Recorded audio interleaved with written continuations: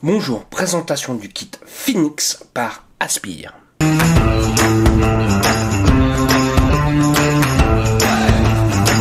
Aspire n'en finit plus de ses sorties, oui ça continue encore avec ce kit Phoenix. Vous pourrez retrouver aussi bien évidemment la box séparément si on le souhaite.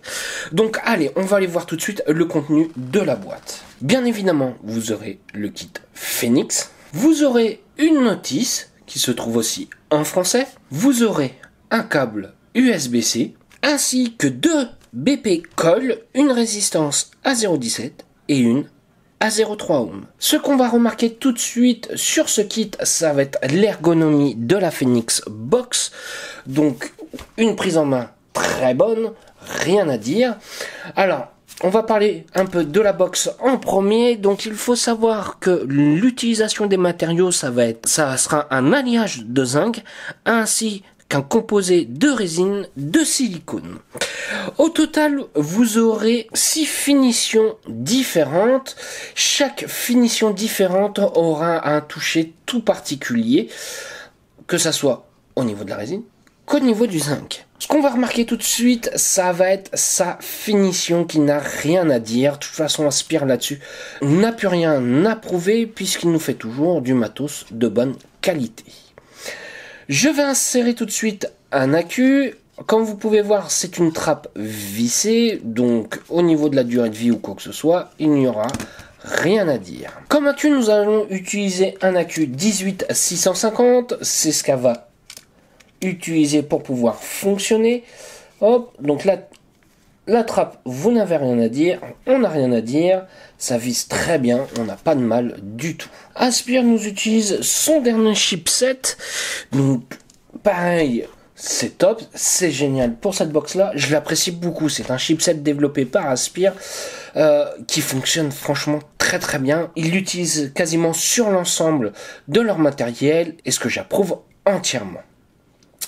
Ici, nous avons un petit bouton un petit peu particulier, puisqu'en gros, nous n'avons pas un plus, un moins, nous avons 3 boutons au total. Donc le côté gauche, ça va être le bouton moins, comme vous voyez, je descends les watts. Le bouton sur la droite, ça va être le bouton plus. Alors il est un petit peu déroutant celui-ci au départ, et pour pouvoir entrer dans les menus, nous allons appuyer, hop, en haut quelques secondes. Donc nous sommes dans les menus, nous avons une fonction auto, watt, voltage, bypass, TC, TCR, CPS, CPS. Alors CPS, qu'est-ce que c'est exactement? C'est un mode un petit peu particulier utilisé par Aspire. Cette fonction de ce dernier corrige la puissance toutes les 0,5 secondes pour assurer une vape lisse. Donc oui, un chipset complet avec son utilisation, ça c'est cool. Moi je vais utiliser la fonction auto puisque je vais utiliser la résistance à 0,17 que je vais installer tout de suite sur le tank. Pour pouvoir l'installer sur le tank, rien de bien compliqué, je tire. Vous pouvez voir que nous avons l'accès juste ici. Je prends ma résistance que j'insère à l'intérieur. Pour le remplissage, il suffira tout simplement de lever juste ici, et là nous avons un très beau remplissage. Nous pourrons utiliser tout type de flacons. Il faut savoir que le tank va nous faire exactement 4 ml, donc on a de quoi voir sans souci. Je vais mettre un petit peu de liquide à l'intérieur, bien évidemment. Je vais utiliser un instant fuel, le Dulce Grand. Je mets mon flacon, je mets à l'intérieur, je remplis, hop, mes 4 ml. Alors bien évidemment, j'ai rempli mes 4 ml, donc bien évidemment, le tank, je le mets sur le côté. Le tank est aussi compatible avec le RBA BP 6080, donc ouais, ça c'est cool, on pourra avoir une fonction reconstructible sans souci avec ce tank. Nous reprenons la box, ça va être la base du tank pour pouvoir faire le réglage de l'airflow, puisque c'est exactement le même tank que la BP 80.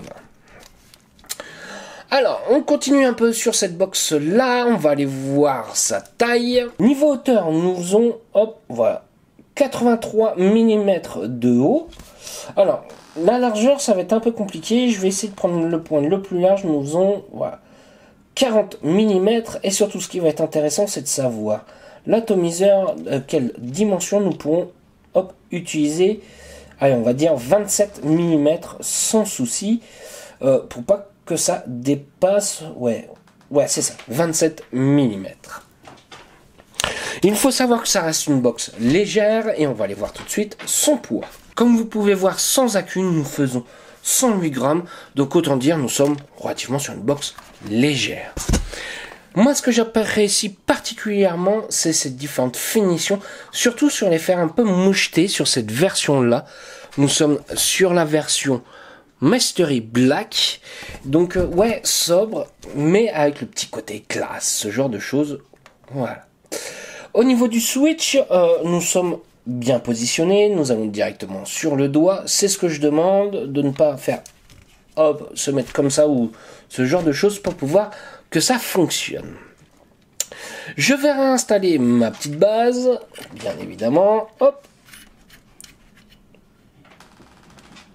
Je vais installer mon petit tank et on va voir tout de suite, voilà, que ça nous se met à 50 watts. Nous sommes sur une valeur de résistance à 0,18 pour 0,17. On est dans les clous.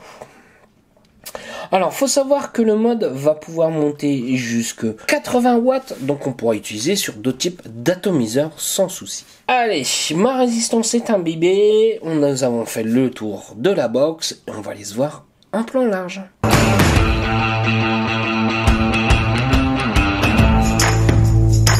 Voilà ce que nous donne le kit Phoenix dans la main. Oui, on reste compact. Tout de suite, ce qu'on voit, c'est l'ergonomie. On a une très bonne prise en main avec cette box-là, relativement légère.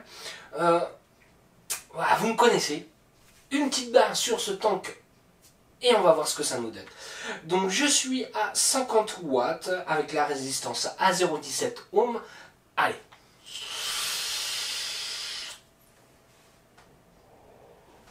Et bah écoutez, ça va bien, ça va très bien. Nous avons des bonnes saveurs avec ce tank. Les résistances BP Coil, pareil, n'ont rien à prouver. C'est des résistances qui fonctionnent bien, qui durent bien et de la bonne saveur, c'est ce que je demande.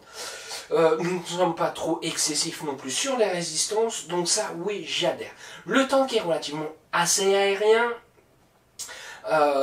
Ouais, comme sur la BP80 que j'avais pu vous présenter.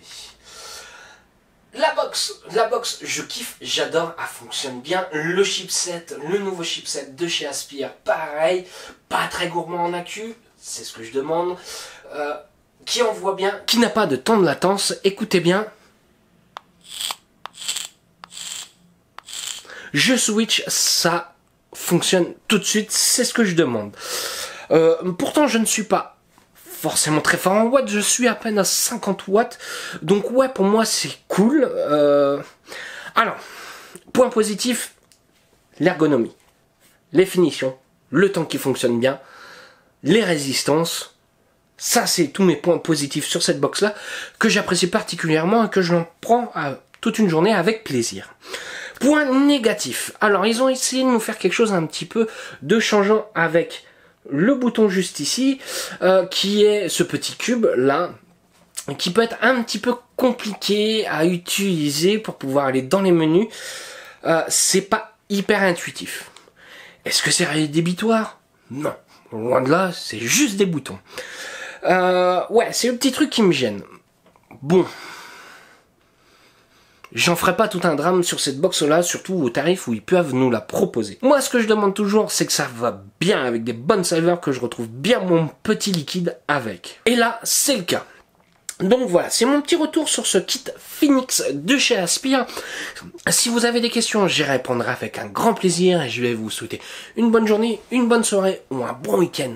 Salut à tous!